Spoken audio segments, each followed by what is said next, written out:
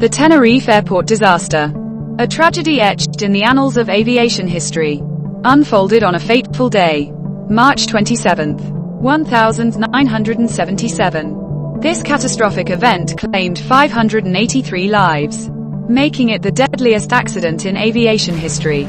Two Boeing 747 jumbo jets collided on a foggy runway at Los Rodeos Airport, now Tenerife North Airport, in the Canary Islands, Spain. What led to this harrowing moment was not a single mistake but a cascade of missteps, miscommunications, and unfortunate circumstances. It was a disaster nobody expected, but one that changed the aviation world forever. The story begins earlier that day when a terrorist bomb detonated at Gran Canaria Airport, located on a neighboring island.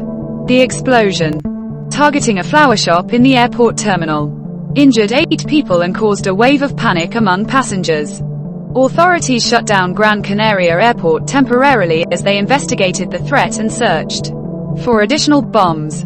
Many flights bound for Gran Canaria, including KLM Flight 4805 and Pan Am Flight 1736, were diverted to Los Rodeos Airport in Tenerife. This diversion set in motion the chain of events that would lead to disaster. Los Rodeos was ill-equipped to handle such a sudden influx of large aircraft. Its facilities were modest, and its single runway and parallel taxiway were not designed for the heavy traffic it now faced. The airport lacked advanced ground radar, making it difficult for air traffic controllers to monitor aircraft movements in low visibility conditions. These deficiencies would later prove catastrophic when combined with the dense fog that rolled in. During the afternoon, the first of the doomed planes to land at Tenerife was KLM Flight 4805, a Boeing 747-206B piloted by Captain Jacob Veldhuizen van Zanten. Van Zanten was one of KLM's most experienced pilots, widely regarded as the symbol of professionalism and competence. Ironically, he was the face of KLM in promotional materials, embodying the airline's commitment to safety. But that day, the pressures of his schedule and his overconfidence would contribute to the unfolding disaster.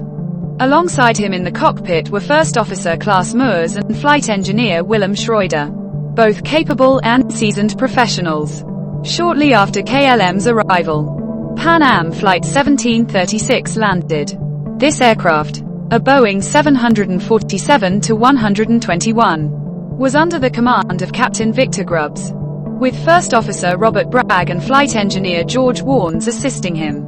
Pan Am's crew, like KLM's, faced unexpected challenges at Los Rodeos.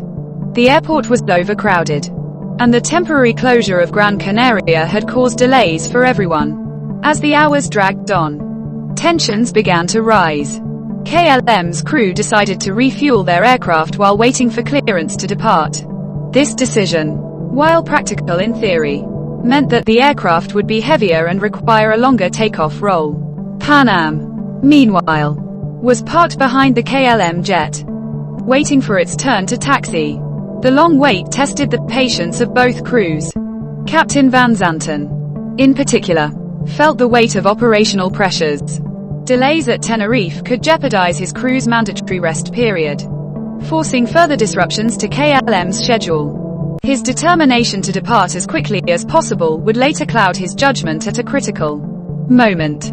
When Gran Canaria Airport finally reopened, the air traffic at Los Rodeos became chaotic. Both KLM and Pan Am were instructed to taxi to the runway for departure. In a fateful arrangement, the airport required both planes to use the same runway for takeoff and taxiing.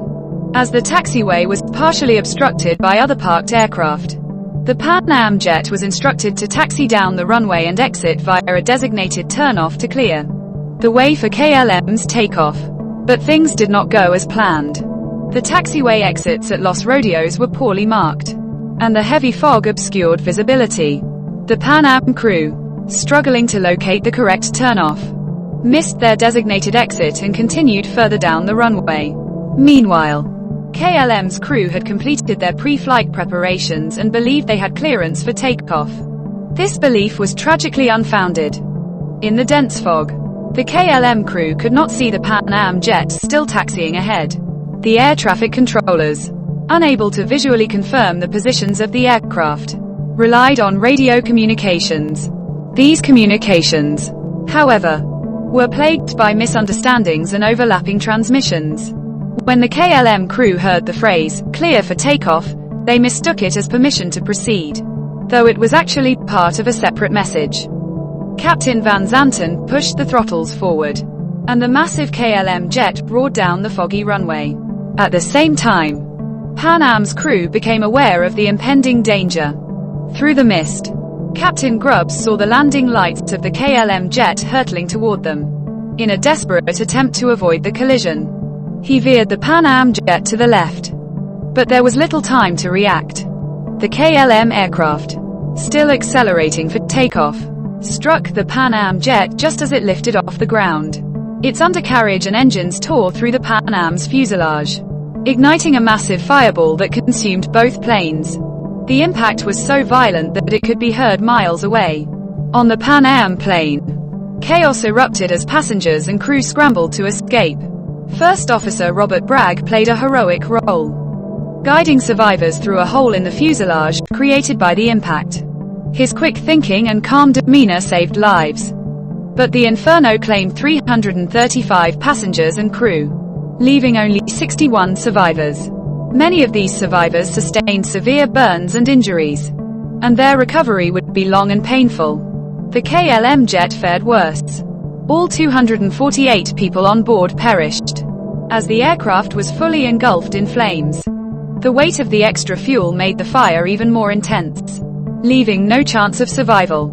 The aftermath of the disaster was one of shock and sorrow. Families around the world mourned the loss of their loved ones. Investigators from Spain, the Netherlands, and the United States launched an exhaustive inquiry to determine what went wrong. The findings pointed to a combination of human error, miscommunication, and inadequate airport infrastructure. Captain Van Zanten's decision to take off without explicit clearance was identified as the primary cause. However, the investigation also highlighted systemic issues, such as the lack of ground radar at Los Rodeos and the ambiguous phrasing used in radio communications. The Pan Am crew's missed taxiway exit, though a contributing factor, was deemed less significant. In the years that followed, the aviation industry implemented sweeping changes to prevent such tragedies. Standardized phraseology was introduced to eliminate ambiguity in communications. Ground radar systems became mandatory at major airports, providing air traffic controllers with real-time information about aircraft positions.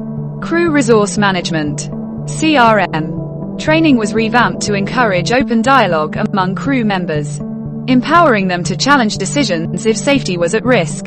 Compensation for the victims and their families became a complex legal battle. KLM paid substantial settlements to Pan Am and the victims' families, while Pan Am also faced lawsuits.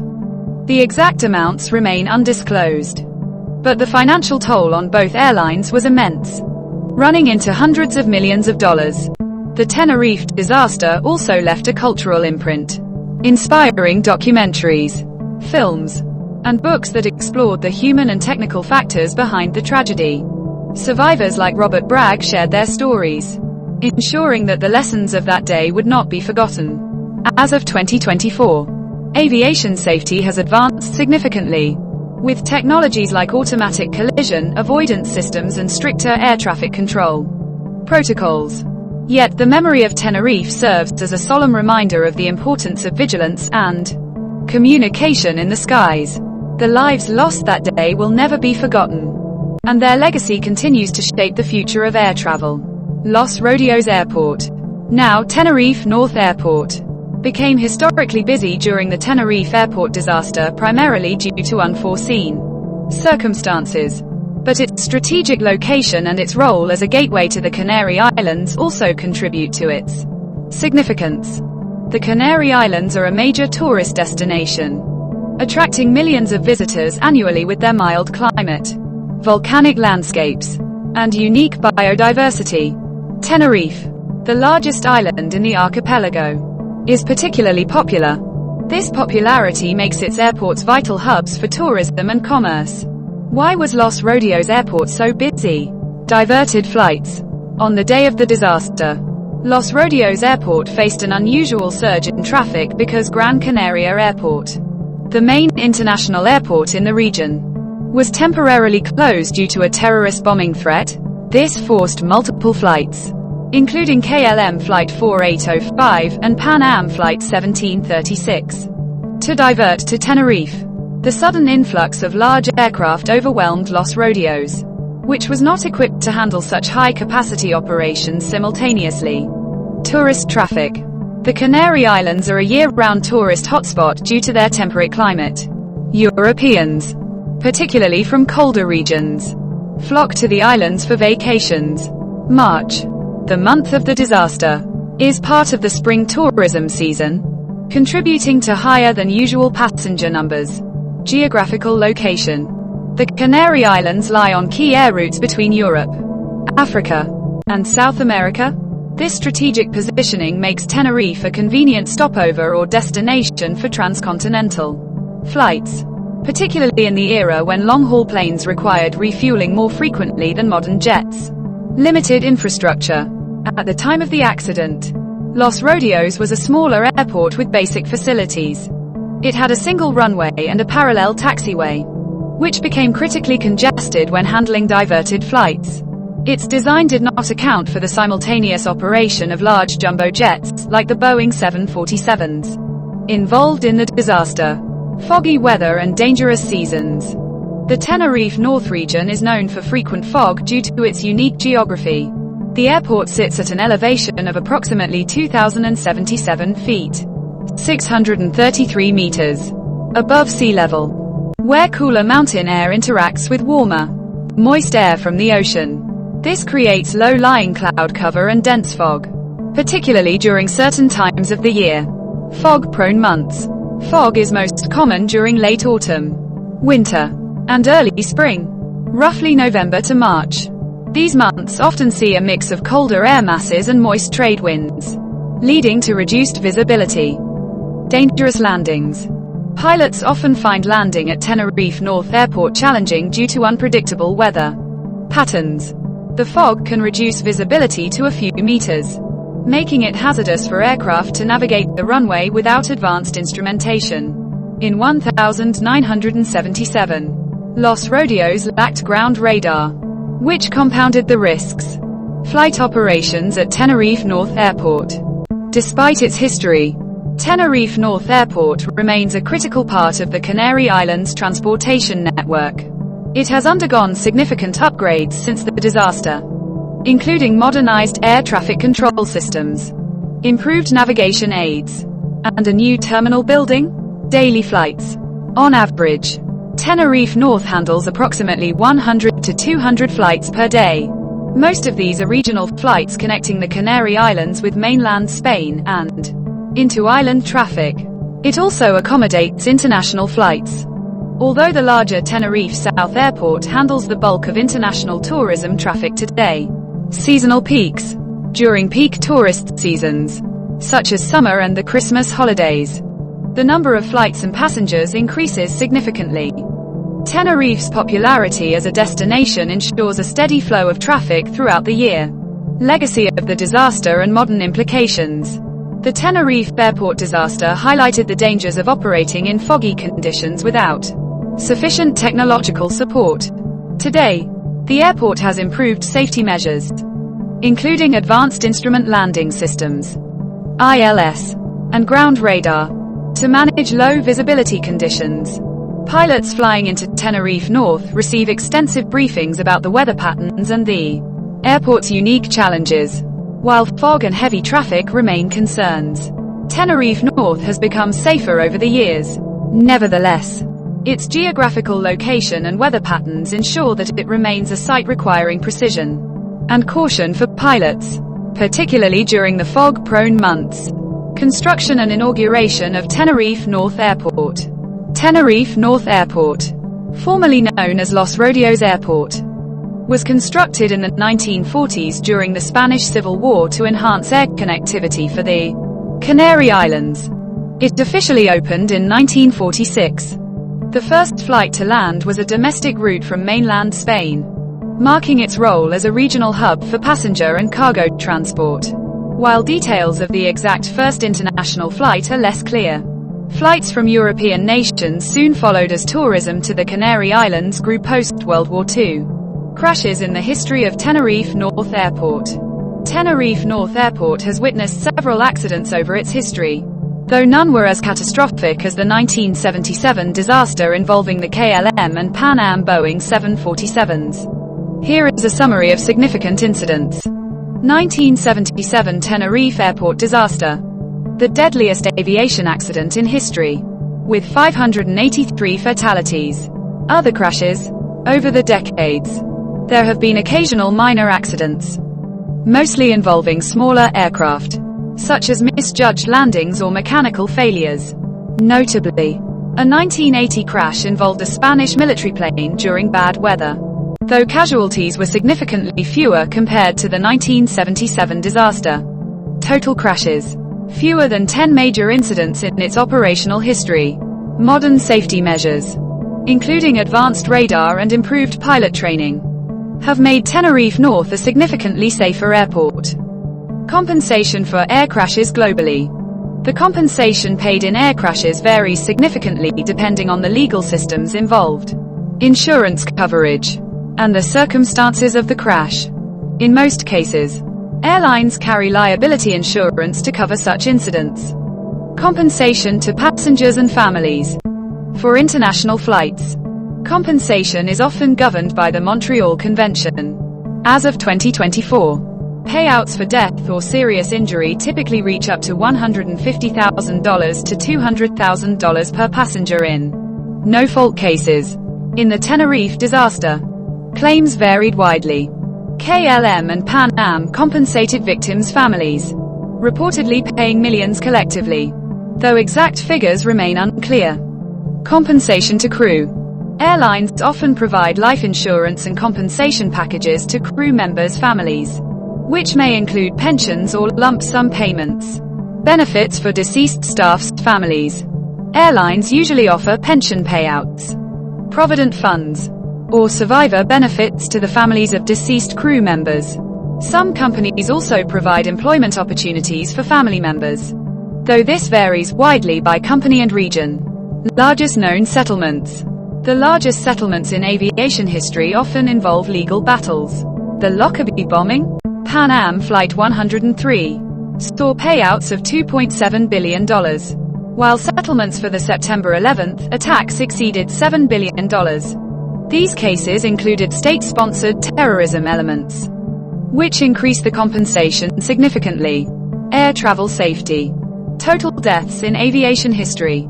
As of 2024, it is estimated that over 25,000 to 30,000 fatalities have occurred due to commercial aviation accidents since the inception of air travel.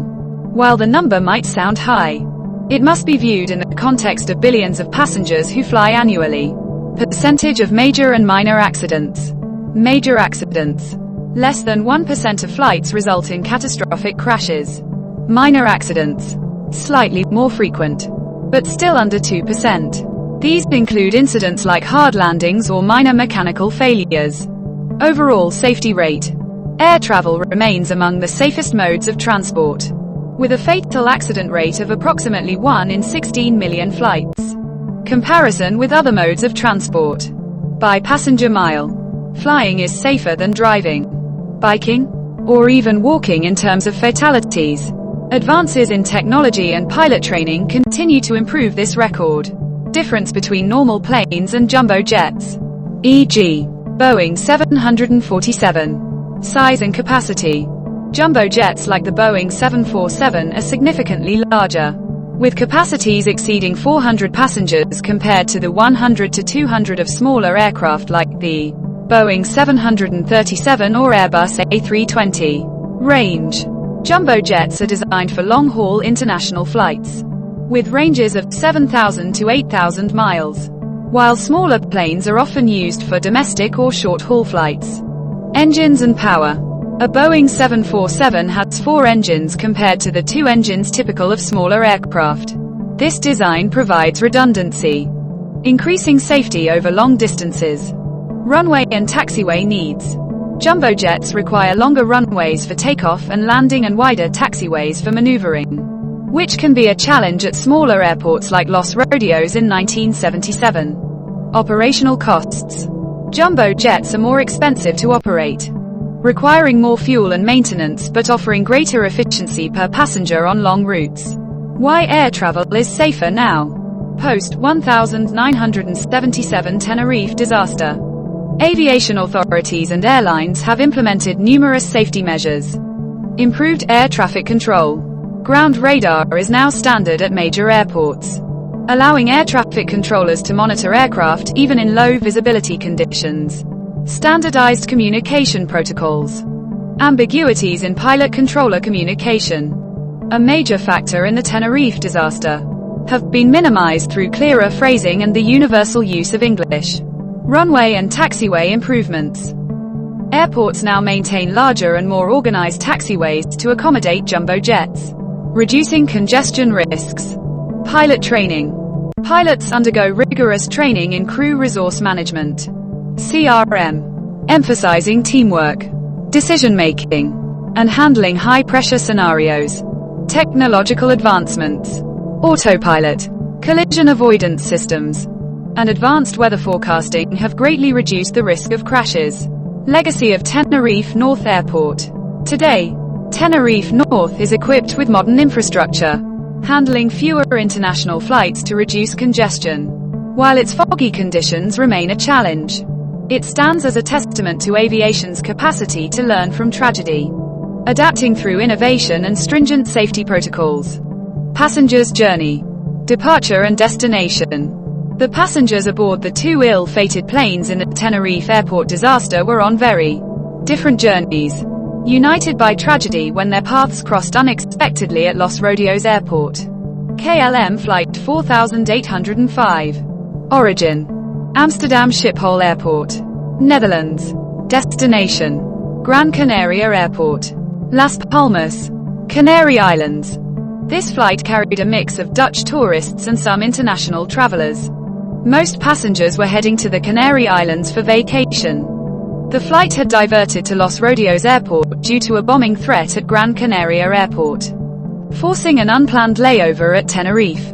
Pan Am Flight 1736. Origin: Los Angeles International Airport, California, USA, with a stopover at John F. Kennedy International Airport, New York, USA.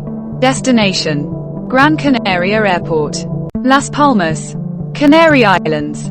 Pan Am 1736 carried primarily American passengers, including families, retirees, and honeymooners, heading for a luxury cruise departing from Las Palmas. The delay caused by the diversion to Tenerife disrupted their plans, with some passengers reportedly anxious to make it to their cruise on time. Recognizing the dead, a harrowing task. The collision and subsequent fire left both planes almost entirely destroyed, with intense flames engulfing the wreckage. Of the 583 fatalities, many victims were burned beyond recognition, presenting a grim challenge for identification. Here's how the process was handled. Immediate response. Emergency services. Local emergency responders arrived quickly but were overwhelmed by the scale of the disaster. Most of the bodies were charred, requiring extensive forensic work. Separation of wreckage. The KLM plane was completely destroyed by the fire, while the Pan Am plane's rear section was somewhat intact. This allowed some differentiation between passengers based on where they were seated. Identification process. DNA testing. Although DNA technology was in its infancy in the 1970s, tissue samples were preserved for testing in cases where it could be used later. Dental records. Dental records played a crucial role in identifying victims. Forensic teams relied heavily on these records because teeth and dental work often survive high temperatures. Personal belongings. Items like jewelry, wallets, and clothing were used to identify victims where possible. Passenger manifests. Investigators matched the passenger manifests with the bodies recovered to confirm identities.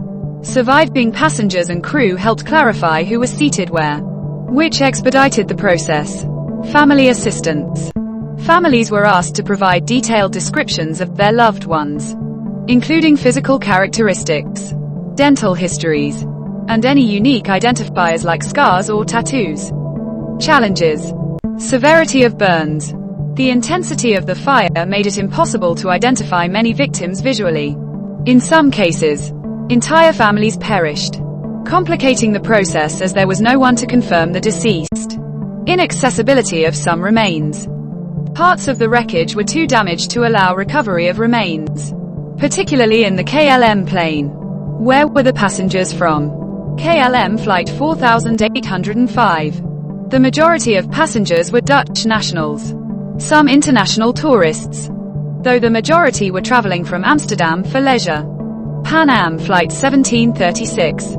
Most passengers were American, departing from Los Angeles and New York for a vacation in the Canary Islands. Among the victims were families, retirees, and vacationers from diverse parts of the United States. Final resting place and memorials. Repatriation of bodies. Once identified, the remains of the deceased were returned to their respective countries for burial. Some families chose to cremate or bury their loved ones locally in Tenerife due to the condition of the remains. Memorials. Memorials for the victims exist in Tenerife and in the victims' home countries. One prominent memorial is located near Los Rodeos Airport, honoring those who lost their lives in the disaster. A legacy of loss. The Tenerife airport disaster left deep scars on the families of the victims, and the grim process of identifying remains underscored the human toll of the tragedy. Advances in forensic science and disaster response have since improved identification efforts in such catastrophes, ensuring that even the worst aviation accidents allow closure for grieving families. But how come bodies were recovered since they turned into ashes after fire in plane? Recovering bodies from a crash as devastating as the Tenerife airport disaster was an incredibly challenging task.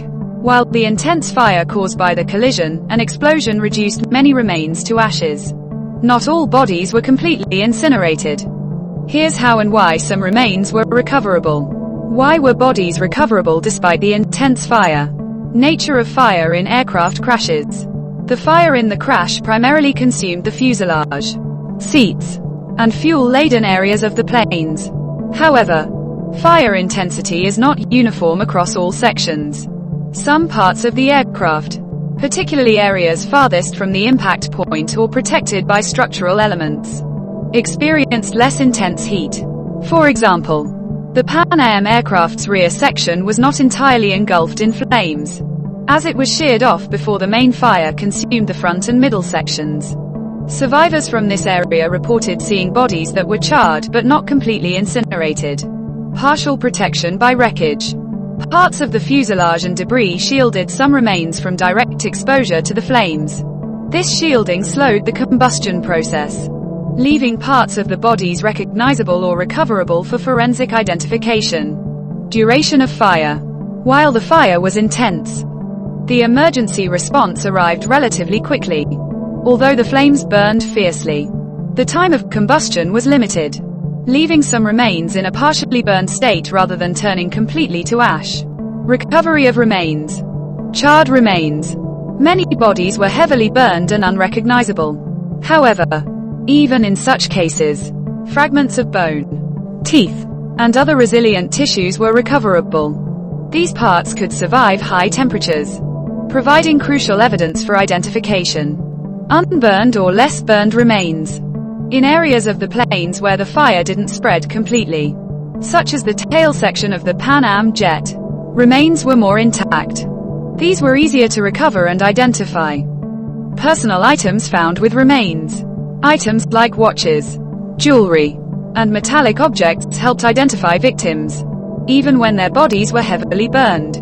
Such personal belongings were often found alongside the remains and cross-referenced with the passenger manifest. Challenges in recovery. Severe damage to many bodies. In the KLM aircraft, where the explosion and fire were more catastrophic, the remains of passengers near the point of impact were largely reduced to ash and unrecognizable fragments. Identification under extreme conditions.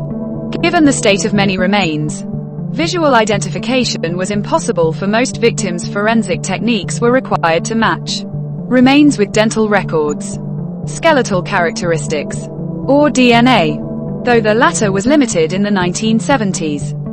Missing or unrecoverable remains. In some cases, the intensity of the fire consumed remains entirely, leaving no trace.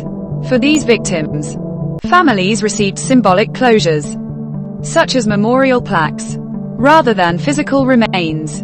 Advances in forensics since the disaster. While recovery efforts in 1977 were hindered by the limitations of the era, modern forensic science has improved the ability to identify remains even in extreme cases. For example, DNA analysis. Today, even minute traces of DNA from bone fragments or teeth can provide a definitive match. Forensic anthropology. Experts can reconstruct the identities of individuals based on skeletal remains. Advanced recovery techniques. Specialized teams now recover remains more effectively, even in catastrophic scenarios, by carefully sifting through wreckage for any traceable evidence. Closure for families. For families of the Tenerife victims, identification brought some degree of closure, though it was a painful and protracted process. In cases where no remains could be recovered, memorials and symbolic gestures, such as ashes from the crash site or preserved belongings, were used to honor the deceased.